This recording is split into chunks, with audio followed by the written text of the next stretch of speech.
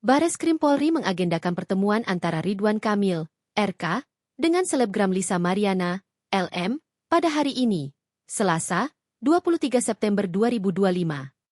Agenda pemanggilan hari ini bertujuan untuk mediasi, yang berkaitan dengan laporan pencemaran nama baik oleh Ridwan Kamil terhadap Lisa Mariana.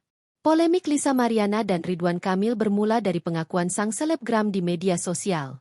Lisa mengaku memiliki hubungan spesial dengan RK, hingga menghasilkan anak. Lisa Mariana yang sebelumnya getol menyerang Ridwan Kamil, kini disebut sudah mulai luluh dan siap untuk berdamai dengan suami Atalia Praratya.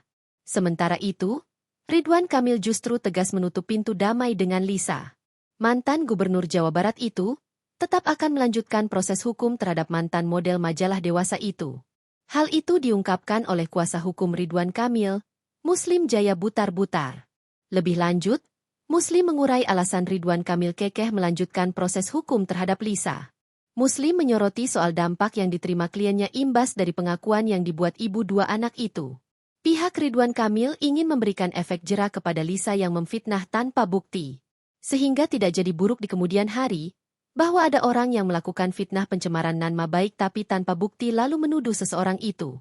Ini dampaknya luar biasa, katanya.